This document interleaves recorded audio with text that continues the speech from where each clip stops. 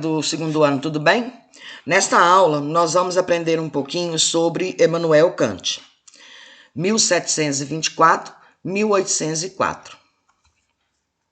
A teoria do conhecimento kantiana.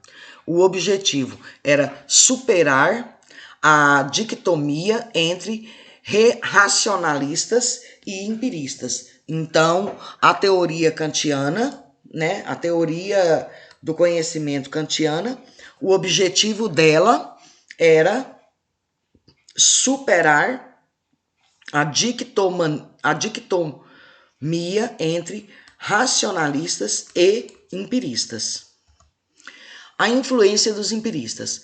Para Kant, o conhecimento é constituído de algo que vem de fora do sujeito.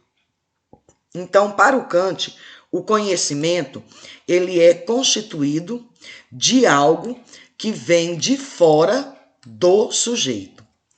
O que vem de fora do sujeito é a matéria do conhecimento. Então, o que vem de fora do sujeito, ela é a matéria do conhecimento. A influência dos racionalistas. Para Kant, o conhecimento é constituído de algo que já existe no sujeito. O que já existe no sujeito é a forma do conhecimento. Então, o conhecimento, para Kant, ele é constituído do que já existe no sujeito. E o que já existe no sujeito é a forma do conhecimento. Conhecimento igual matéria mais forma. A matéria do conhecimento se dá a posteriori, ou seja, ela se origina da experiência sensível. Então, a matéria do conhecimento, ela se dá com a posteriori, ou seja, origina da experiência sensível.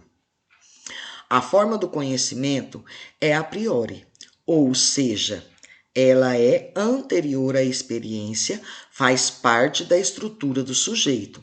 Então, a matéria é o conhecimento da posteriori. E ela origina da experiência sensível. A forma é o conhecimento a priori.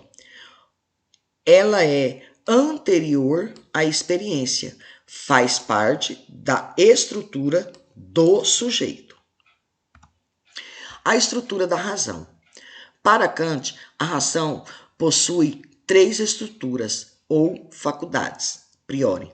A primeira, a faculdade da sensibilidade, isto é, da percepção sensível ou sensorial. Então, na primeira, a faculdade da sensibilidade. Ela vem da percepção do sensível e do sensorial. A segunda, a faculdade do entendimento. Isso é, do intelecto ou inteligência. Então, a segunda é a faculdade do entendimento, do intelecto e da inteligência. A terceira, a faculdade da razão, propriamente dita, que regula as faculdades do entendimento e da sensibilidade. Então, a terceira, ela é a razão, que ela regula as faculdades do entendimento e da sensibilidade. As 12 categorias. Essas 12 categorias, elas são divididas em 4 tipos. Primeira, de quantidade, unidade, pluralidade e totalidade.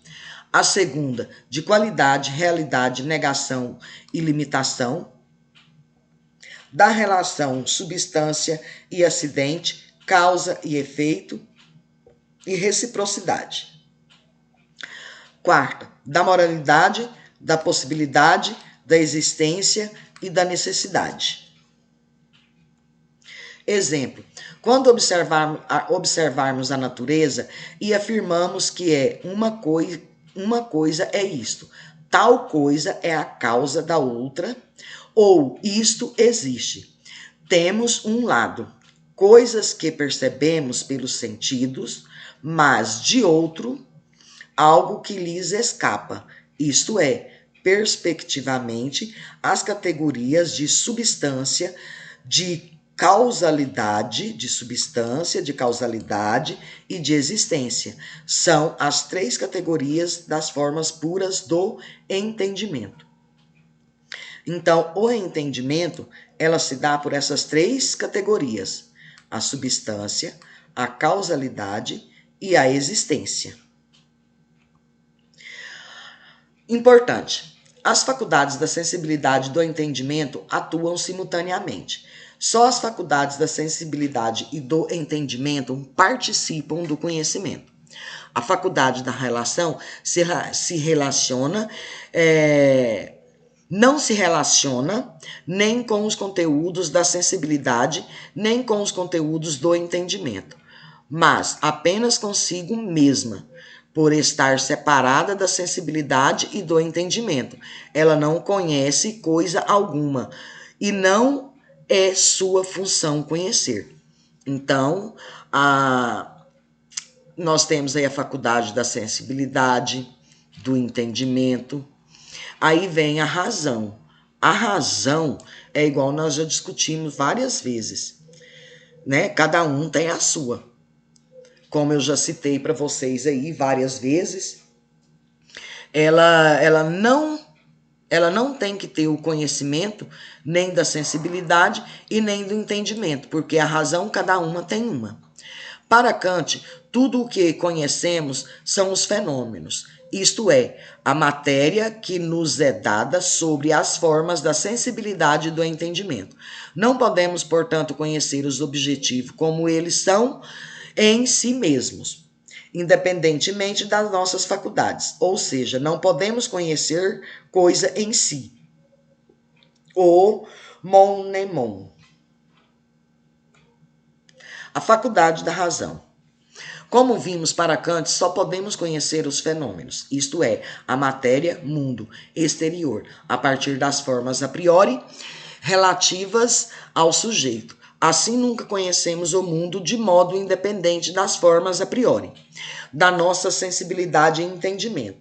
Sendo assim, o que acontece com as ideias metafísicas como a de Deus e a imortalidade da alma? Não seria mais uma possível conhecê-la? As ideias da metafísica que se prometem... desculpa, galera.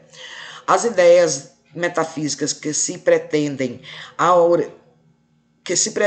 origem e a explicação no mundo material não podem ser conhecidas, pois só conhecemos efetivamente os fenômenos relativos ao mundo material.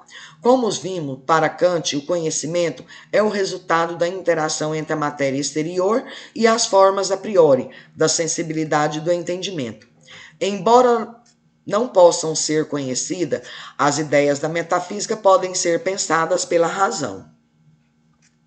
Para Kant, na verdade, é inevitável que a faculdade da razão pense nas ideias metafísicas. Como ele afirma, o célebre prefácio da crítica à razão pura. A razão humana, num determinado domínio dos seus conhecimentos, possui o singular distinto de se ver atormentada por questões que não pode evitar, pois lhe são impostas pela sua natureza, mas também não podem dar respostas por ultrapassarem completamente a sua possibilidade.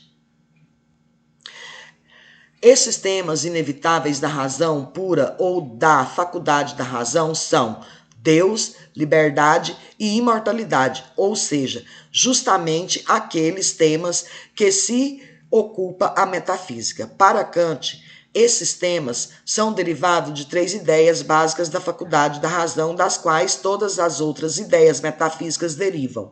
São elas: a ideia da alma, que dá unidade absoluta ao sujeito pensante; a ideia do mundo, que dá unidade absoluta ao mundo externo e material; a ideia de Deus, que dá unidade absoluta a todos os objetos do pensamento.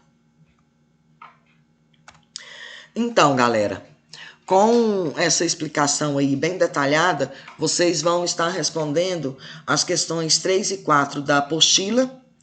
E qualquer dúvida, estou à disposição e até a próxima.